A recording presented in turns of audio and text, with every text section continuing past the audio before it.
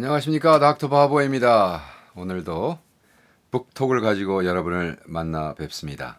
오늘은 안희숙 시모음 솔직한 노래 요단 출판사에서 나온 책을 가지고 우리 저의 옛 스승님을 그리면서 이 책을 나누겠습니다. 우리 기도하실까요? 성령 하나님 오셔서 우리 신앙의 선배님 죽으면 죽으리라 믿음을 우리에게 정말 전해주고자 노력하셨던 우리 사랑하는 사모님 그 신앙에 대해서 이 책 시집을 통해서 나누고자 합니다. 함께 하셔서 우리가 정말 예수님을 사랑하고 천국을 바라보며 주님을 매일 그리던 이 딸의 모습이 우리의 모습 되도록 도와주시옵소서. 할렐루야. 감사하며 예수님의 이름으로 기도했습니다. 아멘.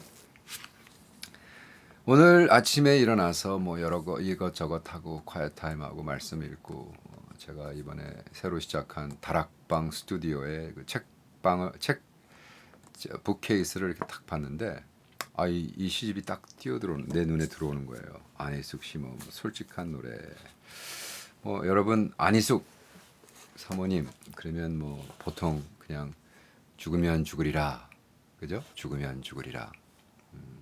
이 책을 아마 기억하실 것입니다. 그리고 죽으면 죽으리라 뒤에 쓴 죽으면 살리라 이 두 책인데 안희숙 사모님은 1908년도 평안북도 박천에서 태어나시고 평양 서문여고를 졸업하시고 일본에서 공부한 뒤 한국에 와서 교편 생활하다가 일제 발악적인 신사참배 강요에 대항해 분연이 일어섰다.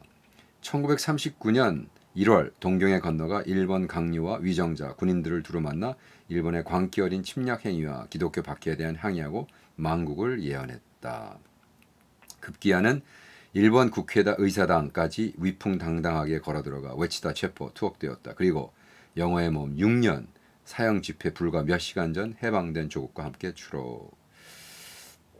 미국으로 건너가 서북대학교에서 영어, 음악 등을 공부하고 서남침례교회에서 기독교 교육을 전공했다. 그리고 현재 부군 김동명 목사를 만나 결혼한 후 미국 선교사로 임명되어 여러 곳에서 큰 부흥을 일으켰다. 1968년 귀국과 동시에 죽으면 죽으리라를 출간하였고 그 후 죽으면 살리라 1976년에 1989년에는 당신은 죽어요. 그러나 안 죽어요.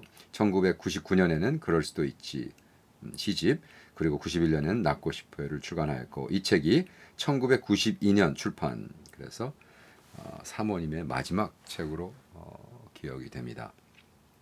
제가 왜 안희숙 사모님을 잘 아냐 하면 안희숙 사모님 김동명 목사님 교회 밑에서 사역을 했고 그다음에 제가 86년도부터 거의 90년까지 86년부터 90년까지 거기 영어부 대학부 영어부 전도사로 일을 했습니다. 그리고 더욱이 우리 그 안희숙 사모님 김동현 목사님이 그 코어플렉스라 그러죠. 이렇게 집이 네 채짜리 이렇게 한 집인데 집이 네 채인 거 거기에 살면서 그 저희를 초대해 저희가 거기 살았어요. 그러니까 그 세 군데는 세를 주시고 한 군데서 사셨어. 그리고 우리 그 버랜더 침례교회에서 한 투블락 걸어가서 투블락이니까 무지무지 가깝죠.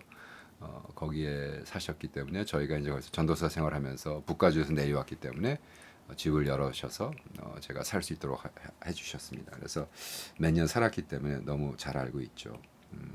우리 사모님이 1908년생 근데 97년도 10월 18일 날 돌아가셨으니까 89세 89년이라는 삶을 사셨어요. 네. 사실 태어나서 몇 시간 못 산다라는 아이가 89년을 살아서 하나님 앞에 큰 영광을 돌린 건 참 그 자체가 간증이고 기적이죠. 제가 이 책은 사모님이 저한테 주셔서 솔직한 노래 이 책을 주셔서 98년도 읽었습니다. 그러니까 사모님이 1986년도 1900 그러니까 그때 사모님이 제가 86년도에 그 교회에서 일을 했으니까 78세 때부터 80대 초반까지 제가 사모님을 모시고 같이 살았는데 제가 1998년도 사모님 돌아가시고 몇 달 뒤에 40일 금식에 들어가요.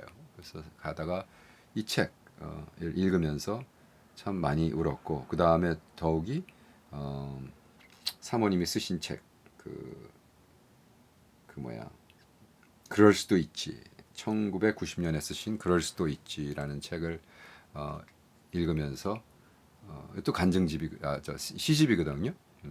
참 많이 울었어요 금식하면서.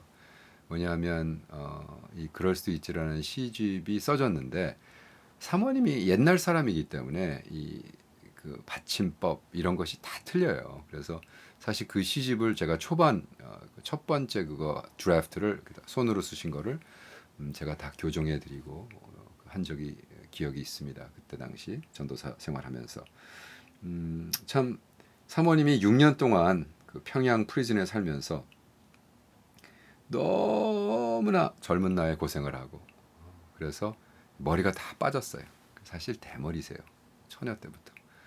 그래서 가발을 평생 쓰셨는데 너무 안타깝죠. 그래서 그 사실을 아는 사람은 많이 없고 이제 뭐 돌아가신 사람 뭐 욕하자는 게 아니라 정말 얼마만큼 그 감옥에서 고생을 했냐. 그리고 어떻게 정말 몇 시간 전 그죠?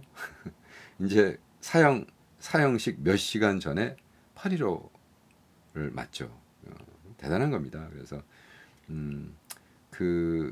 사실 그리고 또 사실 LA에 오시면 여러분 뭐 코리아타운 그러면 식당 많고 뭐 어쩌고 저쩌고 올림픽 거리 그러는데 사실 이분들이 64년 전에 거기서 쭉 남쪽으로 내려와서 USC라는 대학이 있습니다. 버먼과 올림픽에서 쭉 남쪽으로 내려오면 USC라는 뭐 대학이 있는데 그 대학 유학생들 위주로 그리고 인터내셔널 학생들 위주로 당신 아파트에서 그 사우스 아담스에 있는 그 길 거기서 개척 교회를 하세요. 근데 그 교회가 성장해서 보랜도 침례 교회가 되죠. 그래서 그 보랜도 침례 교회는 목사님이 버먼과 올림픽에 있는 그 코너에다가 이렇게 해서 그때 당시 뭐 100만 불짜리 예배당을 졌으니까 대단한 거죠. 근데 이제 그것이 이제 새누리교회라고 해가지고 몇 년 전에 62주년 그러니까 이제 64년 전에 그렇게 됐습니다. 사실 뭐 안희숙 사모님의 그거는 뭐 전설적이죠. 안희숙 사모님은 제가 그 이제 은퇴하시고 얼바인의 집 그래서 이제 뭐 짐 이사해드리고 집 정리하고 근데 그 이렇게 2층으로 올라가는 거기에 이렇게 홀웨이에다가 세계 지도를 쫙 해놓고 당신이 그 평생 다녔던 하면서 부흥회 했던 데를 이렇게 꽂아 놓으셨는데 여사도 정말 사도적 삶을 사신 분입니다. 그래서 그분이 이 시집을 내면서 그러니까 평생의 이제 마지막 시집을 내면서 쓰신 그 주옥 같은 글들이 저에겐 더욱이 아주 특별한 의미가 있습니다. 서문에 이렇게 쓰고 있습니다. 시란 참 좋은 것이다. 시를 읽으면 마음이 부드러워지고 넓어진다. 그렇지만 요즘 시들은 대부분 그 표현이 난해하거나 추상적이어서 읽는 이의 가슴을 뭉클하게 하거나 명확한 뜻을 알게 하기는 어려운 것 같다. 시는 실질적이고 솔직한 언어로 쓰고자 노력하였다라고 이렇게 쓰고 있습니다. 그래서 제가 이 시집이지만 처음에는 시처럼 쓰지만 거의 그냥 스토리텔링. 그래서 당신의 삶에 대해서 이렇게 얘기하고 있습니다. 더욱이 자기 어머님, 우리 고백하는 사랑 어머님에 대하여 이렇게 쓰고 있습니다.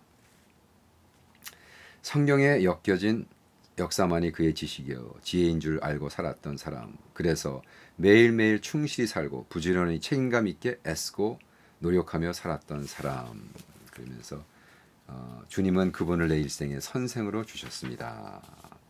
아무리 진 빠지게 일해도 아들을 낳지 못하는 만면이라는 그 처지가 그 마음에 얼마나 깊은 상처가 되었을까. 그는 아들 하나 낳게 해주소서. 왜냐하면 이번까지 아들을 못 낳으면 남편은 아들을 낳을 첩을 데려오기로 되어 있었기 때문이다. 그런데 나올 날이 아직 먼 뱃속에 아이가 태어난 것이다. 날짜를 미처 채우지 못하고 나온 그 아기는 인간 형상이라기보다는 마치 원숭이 새끼 같았다고 한다. 영양 부족인데다 사내 아이가 아니어서 보는 사람은 딱게 하면서도 무시했다. 엄마는 그 엄마는 얼마나 무안하고 당황스러웠을까. 아니 얼마나 낙심하고 절망했을까. 또 딸이라니. 그것도 네 번째 딸이라니. 모든 사람은 이구동성으로 그 아이가 한 시간도 살아있지 못할 것이라고 했지만 그 엄마는 살지 못할 아이를 부둥켜 안고 아이를 보내주신 이를 생각했다. 그리고 마음속으로 아무도 듣지 못하게 기도했다. 감사합니다. 그는 또 속으로 기도했다. 이 집에는 아들이 꼭 필요합니다. 그렇지만 이 애를 이 집에서 필요로 하는 아들보다 더 중요한 인물이 되도록 키우게 하소서. 한 시간도 못 살 것이라던 아이는 그러나 점점 자라갔다. 아버지는 첩들에게 해마다 아들을 보게 되었다. 몸은 비록 약골이었으나 머리는 영특하여 그 아이는 모든 일에 이해가 빨랐다. 그 아이는 엄마를 지켜보면서 하나님을 알고 믿게 되었다. 아이가 여학교에 입학하여 큰 도시로 나왔을 때 엄마는 그 큰 집과 모든 것을 다 버리고 이 아이를 가르치기 위해 따라 나온 것이다. 엄마는 딸이 여학교에 있는 동안 성경학교와 고등 성경학교를 다니며 열심히 공부했다. 엄마의 생활은 성경화 되어갔다. 어머님의 진실하고 그 풍성한 사랑, 그 천사와 같은 모습 속에 담긴 예수님의 말씀에 젖은 생활, 강요하거나 억지가 없는 가르침, 매사를 신앙으로 해결하는 태도, 절대자이신 예수님께 대한 그의 순종, 그의 아름답기만 한 증거들, 말로 가르치기보다는 생활로 증거하는 교훈의 진미, 얼마나 나는 그를 존경하였던가. 그가 가르쳐주고 보여주고 증거가 되어 주었기 때문에 주여 나는 주인의 것이 될 수 있었어요. 그래서 나는 이 사랑 고백하고 싶어요. 자랑처럼 고백하고 싶어요. 그 어렸을 때 주님이 세상에 오셨다는 성탄절날 나는 너무 감격스럽고 기뻐서 양탈 두루마기를 입고 양털신을 신고 눈으로 덮인 박천골을 밤새 걸어다니며 찬송을 불렀지요. 집에 돌아오니 목이 말랐어요. 그래 사이다 한 병을 꿀꺽꿀꺽 다 마셔버렸어요. 나는 본래 약해서 사이다는 마셔본 적이 없어요. 그러나 목이 마르고 또 힘껏 장시간 뛰듯이 걸었기 때문에 그 강한 음료수를 먹자 작정한 거예요. 그러나 나중에 알고 보니 그것은 사이다가 아닌 석유였어요. 옛날에는 석유를 사이다병에 넣어놨거든요. 그 사실을 안 집안 사람들은 모두 내가 죽는 줄 알고 놀라 웅성거렸어요. 그러나 그렇게 약한 몸에 그 강한 석유를 한 병 다 마셨는데 아무렇지도 않게 잠만 잘 잤어요. 그때도 주님에 대한 나의 사랑은 더욱 강해졌어요. 제가 이 전체를 읽진 않았지만 띄엄띄엄 읽었지만 고백하는 사랑, 그래서 자기 어머님에게 대한 고백, 사랑, 그리고 하나님에 대한 고백의 사랑. 너무 좋았습니다. 또 권사님의 탄식이라는 시가 있습니다. 권사님의 탄식이란 시는 아니고 글은 이제 사모님이 목사 사모님이신데 이제 목사님 사모님 같이 무슨 뭐 이렇게 자상하거나 사역을 하거나 이러진 않았어요. 그러나 신방하시고 새벽기도 하시고, 왜냐하면 당신들이 부흥집회 다니시라고 바쁘셨기 때문에. 제가 이제 같이 사니까 예를 들어 공항 모시고 다니고, 목요일날 오전도 나 목요일날 공항 간다. 네 사모님, 그럼 모셔다 드려. 그럼 언제 오세요? 그럼 화요일날 온다. 그러면 아유 한국 가시는데 무슨 목요일날 갔다 화요일날 오세요? 사모님 좀 더 이따 오세요. 그러면 아니야 나 급한 일 있어 간다. 뭐 이런 차원의 생활을 하셨어요. 그러니까 어떤 생각하면 목사님의 사모 무슨 뭐 이런 건 아니죠. 워낙 안희숙 그러면 사실 김동명 목사님보다 훨씬 더 유명했고 그랬기 때문에. 근데 이제 당신이 겪으신 권사님 뭐 이런 사람들에 대해서 이제 그걸 아주 솔직하게 어떻게 보면 익스포제 같이 막 털어놓습니다. 그래서 이 글도 띄엄띄엄 읽을게요. 권사님의 탄식. 울먹이는 음성이었어요. 너무 슬프시대요. 권사님이신데 무엇이 그렇게 슬플까? 그분, 그 권사님이란 분의 가엾고 슬픈 이야기를 쓰겠어요. 지금 권사님의 이야기입니다. 나는 두 아들을 금지옥엽 아끼며 소중히 길렀어요. 남편은 의사였고 남부럽지 않게 돈을 잘 벌었어요. 그러나 그 시간은 그리 길지 않았어요. 간호원과 눈이 맞아서 우리를 버리고 우리와 상관없이 없는 딴 사람이 되어 떠나버렸어요. 아이들은 점점 커가면서 목사가 되고 선교사 되기를 원했습니다. 아이들은 교회 가는 걸 즐거워했고 주일을 손꼽아 기다렸어요. 그러나 나는 그런 아이들이 싫었어요. 아이들은 처음엔 힘들어. 그래서 나는 머리를 짜내 그들이 교회에 더 이상 관심을 두지 않도록 하기 위해 교회에서 아주 먼 곳으로 이사를 갔어요. 그뿐이 아니라 그들이 교회를 가지 못하도록 하였고 또 교회에 늦도록 여러 가지 방해하며 그에게 과외 공부하는 짐까지 지워 놓았지요. 아이들은 처음에 힘들어했지만 학년이 올라가며 공부에 재미가 붙어서 교회는 가도 그만 안 가도 그만 그 정도로 무관심했어요.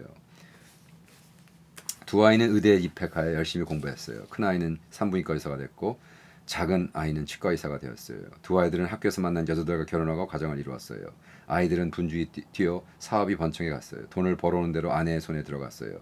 그러나 큰아들이 하는 일하는 것이 매일매일 여자의 배를 만지는 것이고 둘째 아들은 종일 노린내난 남의 입만 들여다보지요. 재밌죠. 그런데 이제 이 권사님이 회개를 하고 이제 씁니다. 나는 마음 아프고 상한 나는 이제야 예수님이 누구신지 깨닫고 됐어요. 주님 사랑, 목사님의 설교에 드러나는 그 아름다우심에 부딪힐 때 나는 예수님 앞에 목을 놓아 울고 싶은 충동을 주일마다 느낍니다. 왜 그렇게 몰랐던 거? 여인들 배를 쓸고 있는 아들과 벌린 입만 종일 들여다보는 아들, 높은 강단에 엄숙히 서서 살아계시고 역사하시는 하나님을 대언하는 그 당당하신 자신있게 외치며 가르치는 성직자의 자세, 품위, 용기, 인격, 종교심을 자아내는 목사님이 얼마나 부러운지 내 두 아들들이 저 자리에 서기를 원했는데 저는 그들을 억지로 끌어내린 것이에요.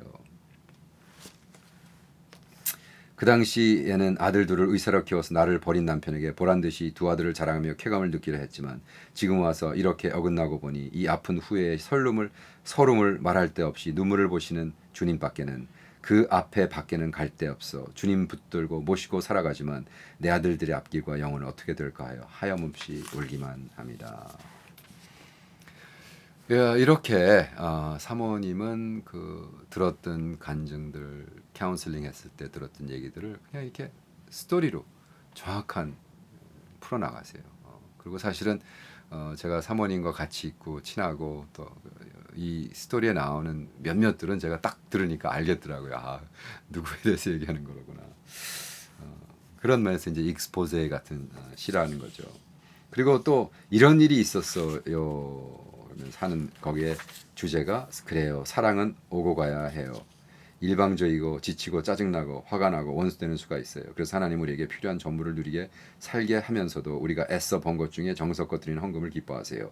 주고받는 것 그것은 창조주와 피조물인 인간과의 사랑의 법칙인가 봐요. 와, 좋은 이야기입니다. 그리고 여기에 나쁜 일. 이건 읽어드릴게요. 왜냐하면 우리 안희숙 사모님의 어떤 아주 그 중심에 있는 말씀 같아요. 나쁜 일. 호화롭게 잘 사는 집에 모임이 있었다. 그 집 아들의 대학 졸업 잔치였다. 모여드는 친구들의 손에는 각기 화려하게 포장된 선물이 들려 있었다. 나는 빈손으로 왔기에 무안하기도 해서 자리에서 일어나 이방 저방을 기웃거렸다. 부엌으로 들어갔다. 분주하게 일을 하던 한 부인이 갑자기 앞치마에서 손을 닦던 내 손을 꽉 잡고 큰절을 했다. 나는 그의 얼굴을 보고 놀랐다. 집사님, 어떻게 여기 오셨지요? 나는 그를 서울에서 한 번 만난 적이 있었지만 그의 인상이 너무 강했기 때문에 당장 그를 알아볼 수 있었다. 지금 미국에서 이제 교회 우리가 사모님 하는 이 보란도 침례교회 어떤 잘 사는 집에 신방을 갔어. 애가 대학을 한다 졸업했다 해서 그래서 뭐 잔치를 하고 확 소란을 피우는데 당신은 부엌을 딱 들어갔는데 그 부엌에 어떤 그 파출부죠 식모를 만났는데 그 식모를 단번에 알아봤다는 거예요. 그러면서 그분을 어떻게 만났는가를 이제 또 쓰고 있습니다. 오래전 서울 워커힐 호텔 식당에서 그의 초대를 받은 적이 있었다. 그는 내가 말씀을 전한 큰 장로교회 집사였다. 식사를 대접받았는데 그때 함께한 사람은 예쁜 딸과 7살 난 아들이었다. 그 당시 워커힐 호텔 식당은 돈 있는 사람, 돌 잘 쓰는 사람만이 출입하는 곳 같았다. 집사님, 남편 되시는 분은 교회 못 나오시는 거죠? 너무 바쁘신가 봐요. 그런 것보다도 집사는 말을 더듬거렸다. 우리 아빠요? 우리 아빠는요, 교회 가면 신분이 낮아진다고 해서 교회 안 다녀요. 딸아이가 말했다. 신분이 뭔가요? 엄마, 내가 말할게. 우리 아빠는요, 돈이 많아서 교회보다는 노는 게 더 좋으시대요. 사내하의 말이었다. 남편은 너무 바쁘세요. 사업이 하도 크니까 시간이 없나 봐요. 그렇게 말하는 집사의 표정에서 자랑과 교만을 볼 수 있었다. 그러자 내 기분은 묘해졌고 그 얼굴과 말하는 내 모습이 내 마음속에 강하게 새겨졌다. 그랬는데 그 집사람을 여기서 만난 것이다. 알고 보니 그는 현재 그 집 가정부였다. 그의 속사정은 다음과 같다. 아들은 어느 여름날 한강에서 헤엄을 치다가 발에 쥐가 나서 익사하고 딸은 전도사 부인이 되었고 그 돈 많던 남편은 사기죄로 서울 형무소에서 죗값을 치르다가 복음을 받아들여 생활하던 어느 날 심장마비로 죽어 천국에 갔고 돈 많다고 건방져서 미움받던 그 집사는 가정부로 취업 이민을 와서 살고 있었던 것이다. 그러나 이렇게 말합니다. 그러나 한때 교만했던 부인은 지금 너무나 겸손했고 성숙한 신앙심을 지닌 권사로 변해 있었다. 비록 가정부의 몸이 되긴 했지만 그 권사는 그 집에서나 교회에서나 존경의 대상이 되어버렸다. 그 지나간 길을 돌아보면 얼마나 좋아졌는가. 그 나쁜 일이 참 좋은 일이 된 거예요. 와우. 왜요? 제가 이 책을 북톡 한 번으로는 할 수 없을 것 같다는 생각이 듭니다. 그래서 그냥 천천히 할게요. 그래서 우리 사모님은 어떤 신앙에 대해서 이렇게 할 때 이렇게 뭐 할렐루야 뭐 이렇게 좀 이렇게 막 영적인 걸 쓰고 막뭐 예수님 사랑하고 막 이런 게 아니라 굉장히 실존적인. 그래서 제가 아마 사모님이랑 잘 통했던 것 같아요. 굉장히 실존적인 신앙을 가지고 있었어요. 정확합니다. 여기에 뭐 나오는 시가 굉장히 많아요. 그렇게 교만 떨다가 예, 하는 거. 그리고 이제 대화. 제가 이거 대화 첫 번째 원. 기도는 대화예요. 하나님, 예수님, 성령님이세요. 그분은 우리는 그분과 늘 대화할 수 있어요. 라고 하면서 당신의 이게 여기 썼는데요. 엄청난 리스트입니다. 읽어드릴게요. 제가 다시 한번 컨텍스트를 줄게요. 대화. 기도는 대화예요. 그분은 하나님, 예수님, 성령님이세요. 우리는 그분과 늘 대화할 수 있어요.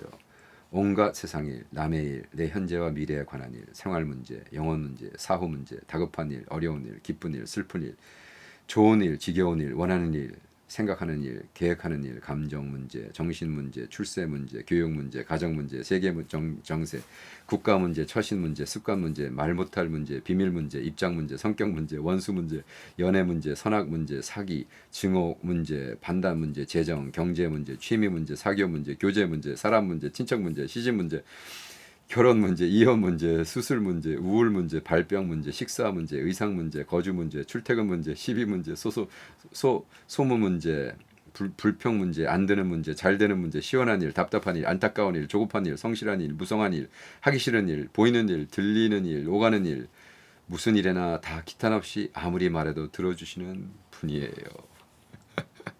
재밌지 않습니까? 어떻게 보면 이거를 싫어 그래. 그렇지만 이분의 간증이에요. 왜 기도는 대화라고 딱 하시잖아요. 무슨 대화를 하냔 말이죠. 이런 엄청난 대화. 이거 뭐 대부분 다 사모님의 문제가 아니라 사모님이 이제 카운슬링하고 만났던 사람들에 대한 이야기죠.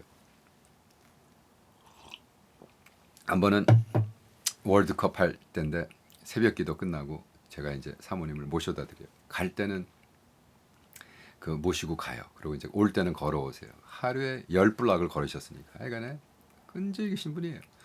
근데 한 번은 이제 차를 타고 가는데 어전도사 너 기도하지? 그래서 네 뭐요? 그랬더니 월컵 할 때인데 일본하고 한국이랑 이제 축구 붙었으니까 절대로 일본이 이기면 안 되니까 기도해. 그래서 내가 네 사모님 일본 이기지 않도록 기도하겠습니다. 그래서 우리 예수 잘 믿는 나라가 이겨야 하나님 앞에 영광이야. 그래서 내가 네, 알겠습니다. 800만 귀신을 섬기는 나라는 축구도 이기면 안 돼. 그래서 내가 알겠습니다, 사모님. 이런 한 대화가 있습니다. 죽으면 죽으리라. 그 사모님이 갑자기 제가 수영에 있었는데 쓰러지시고 병원에 가셨다. 그래서 내려옵니다. 하산을 제가 수영에 인도하러 갔다가 하산을 하고 내려와서 병원에 뛰어들어갔더니 거기 안수 집사님 한 분 계시고 이제 오후라 사람들이 뭐 아침에는 저녁으로는 계속 와 신방을 하는데 아무도 없었어. 그래서 내가 집사님 안수 집사님 미안하지만 제가 개인적으로 시간 좀 보낼게요. 그래서 그러라고 그러고 방에서 나가 주셔서 제가 완전히 이제 대머리시죠. 평생 대머리셨으니까 머리 하나도 없는 할머니. 제가 붙잡고 얼마나 많이 울면서 하나님 빨리 데려가 주세요. 빨리 데려가 주세요. 그렇게 평생 오전도사 나는 매일 주님 재림하기를 기다리고 있고 나는 매일 우리 사모님은 죽음을 초월한 거 죽으면 죽으리가 아니라 그냥 죽고 싶은 분이셨어요. 매일 그렇게 주님을 사모하시고 천국을 그리워하고 한동안 그 88 때 그 다미 선교회라고 다 미친 선교라고 있어요. 아니 그 주님이 재림하니까 다 팔아버리고 지네들한테 다 바치라는 그 이단이 한동안 LA에서 판쳤을 때 제가 사모님 제가 그 다미 선교회 애들 그 빠져 있는 애들 수백 명 모아가지고 부흥 집회해야 되니까 기도해 주세요. 걔들 돌아오도록 했더니 아니 왜 그래? 그래서 주님이 재림하신대. 그래서 네 뭐 88년에 온대. 그랬더니 야, 나는 매일 주님이 재림하면 좋겠는데 뭐 88년까지 기다리냐 뭐 이런 말씀. 참 대단한 분이셨죠. 그래서 그분의 그 삶, 그분의 삶 그리고 그분이 정말 그 고생하시면서 정말 죽기까지 죽는 곳 그곳까지 갔다 오신 분이죠. 그분이 이제 길이란 이제 좀 시다운 시가 이제 나오기 시작하는데 길 인생은 나그네인 것을 고향을 떠난 나그네가 길을 모르면 어떻게 갈 곳을 알 수 있을까? 나그네는 무엇보다 길을 익혀 바른 길로 가야만 하리라. 그러나 세상에는 길이 너무나 많고 복잡하여 어느 길을 어떻게 가야 할지 바로 바른 지도나 이정표를 가지 않으면 그릇된 길로 가지 않을까 불안합니다. 그 다음에 이제 마지막으로 쭉 아주 긴 시입니다. 보통 시가 길어요. 길 내가 가야 할 길을 찾았어요. 죽어서도 가야 할 길 그 길이요. 그러나 혼자 힘으로는 갈 수 없어요. 나를 붙드시고 인도해 주시는 그분이 함께 하면 갈 수 있어요. 예수님 그 말씀 그 음성 그 사랑 라고 하면서 그 길에 대한 시를 맞춥니다. 이런 또 시도 있습니다. 보기 싫어. 보기 싫은 것 있나요? 자꾸 보세요. 익숙해질 때까지 보세요. 보기 좋아져요. 제가 이 시를 딱 읽으면서 이것도 누군가에다 쓰는 걸 알죠 제가. 왜냐하면 우리 사모님 김동영 목사님 이렇게 평생을 바쳐서 교회를 개척하시고 담임을 하셨는데 어떤 그 부목사님을 모셔왔어요. 이제 뭐 담임을 뭐 주겠다고 약속을 하고 모셔왔는데 이게 너무 이분이 그 너무 인격적으로는 안 되니까 이제 그것이 지연되니까 이분이 구태타를 일으켜가지고 지금 이 안희숙 사모님 김동현 목사님을 교회에서 내쫓았어요. 우리가 다니던 섬기는 교회는 침례교회이기 때문에 침례교회는 51%가 나가달라고 나가는 거예요. 장로도 없고 거기는 장로 시스템 자체는 게 없으니까. 그래서 그냥 파퓰러 보트로 51% 하면 나가야 되는 거예요. 그래서 저는 우리 사모님이 그 쫓겨난다는 소리를 듣고 내가 전도살 때인데 막 집에 쫓아가서 사모님 이게 무슨 일이에요? 사모님이 그냥 발표하면 되는데 왜 이렇게 당하세요? 그랬더니 오전도사 잘 들어. 나는 하나님 앞에 조금 더 부끄러움이 이게 사였겠고 우리 남편이 초대해서 왔으니까 남편 잘못이지. 그리고 그 젊은 목사도 기회를 줘야지. 어떻게? 내가 여기서 내쫓나? 대단치 않습니까? 네. 보기 싫어. 보기 싫은 것 있나요? 자꾸 보세요. 익숙해질 때까지. 보기 좋아져요. 보기 싫은 사람 있나요? 일부러 보자니요 하지 마세요. 더 보기 싫어지고 마음이 미움이 생겨요. 보기 싫은 사람도 자꾸만 보려고 해보세요. 언젠가 좋아질 거예요. 글입니다. 그리고 그 전에 쓴 시집 그럴 수도 있지. 십자가에서 예수님이 그럴 수도 있지라고 다 용서했다는 거예요. 그 시기가 바로 목사님과 사모님이 그 보란도 침략에서 쫓겨날 시기였거든요. 대단한 신화입니다. 뭐 죽으면 죽으리라 책 한 권 써서 그런 것이 아니라 정말 그렇게 사신 우리 안 사모님 보고 싶습니다. 남은 이야기는 북토크 다음번에 또 할게요. 성령 하나님 오셔서 이 간증을 통해 영광 받아 주시옵소서. 아멘.